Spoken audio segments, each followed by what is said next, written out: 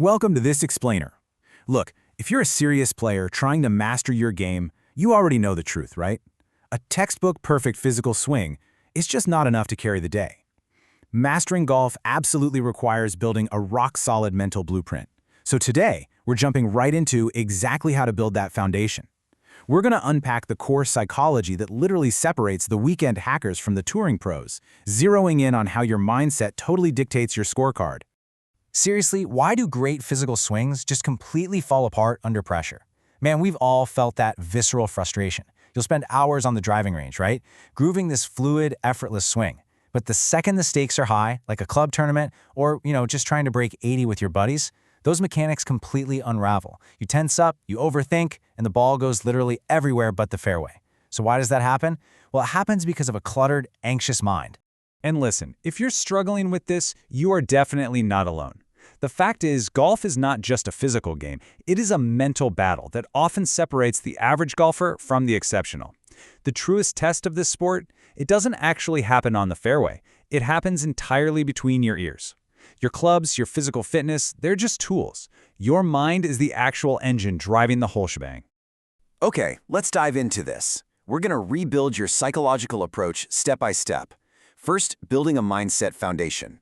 2, challenging limiting beliefs. 3, cultivating a positive self-image. And finally, adopting the champion's mindset. All right, step 1, mindset foundation, fixed versus growth. So we're contrasting two fundamentally different mentalities here. On one side, we have a fixed mindset.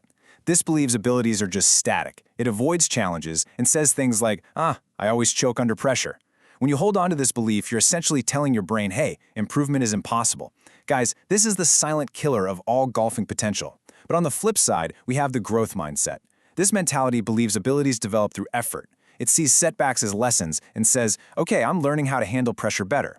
Your mindset entirely determines whether a missed putt ruins the rest of your round or if it actually teaches you something valuable for the next hole.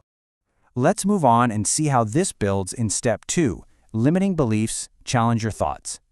So what exactly are these narratives? Well, limiting beliefs are these deeply ingrained thoughts, like, oh, I'm terrible with my short game, that act as invisible anchors. They just restrict your true potential. They stealthily sabotage your performance during the absolute most critical moments on the course, operating as these internal truths that, honestly, just aren't rooted in reality. They usually form after a couple of bad experiences, right? And then they metastasize into permanent labels you just slap on yourself, dragging down your confidence way before you even take a practice swing. But to defeat these invisible anchors, we use the 3C method. Step 1 is awareness, catching the negative thought. Step 2 is challenge, checking its actual validity. And step 3 is replacement, changing it to an empowering thought. It's a really actionable, sequential framework for taking complete control of your mind in real time. Now, what's really interesting about this is how we apply it directly to a highly specific scenario on the course. Say you miss a short putt. For awareness, we use thought journaling, literally catching that thought of, I always mess up right after the miss. Then, for the challenge stage, we use the courtroom method. You literally act as a lawyer arguing the case for and against the belief that you're a bad putter. You look at the cold, hard evidence. Finally, for replacement, we use visualization. Instead of expecting another failure, you pair a nice slow breath with a new, empowering thought. I trust my stroke. You are consciously rewiring your automatic responses. Okay, step 3, positive self-image, rebuilding identity. Now that we've sort of cleared out the negative beliefs, it's time to intentionally rebuild a powerful, confident internal identity. And to do that, you need a specific toolkit. First up, self-image journaling, where you actively record your strengths. Next, using positive identity statements like, I trust my process. You also absolutely must detach your identity from your mistakes, meaning, hey, a bad shot does not make you a bad golfer. But the real secret weapon here? Highlight real visualization. By revisiting your past best moments and vividly replaying them in your head, you preemptively conquer self-doubt before you even step up to the 18th tee. You're reminding your brain exactly what you are fully capable of achieving.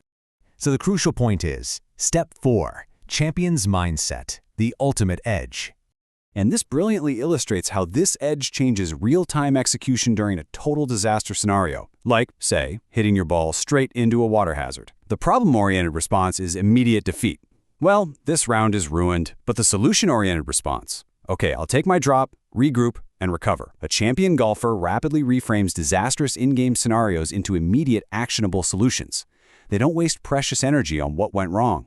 They hyper-focus on the very next right move. The difference between these two mentalities is just stark.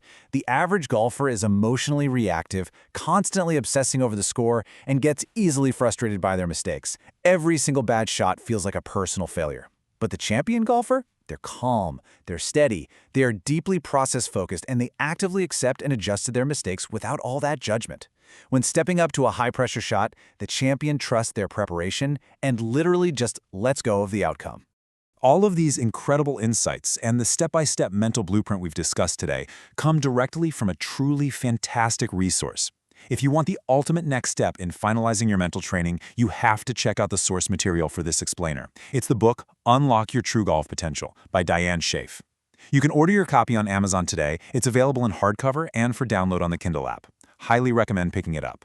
Which leaves us with one final, provocative question for you to consider. What story will you tell yourself on the first tee tomorrow? I challenge you to apply this mindset audit before your very next round. Control your inner voice, and you will control your game. Thanks so much for learning with us today.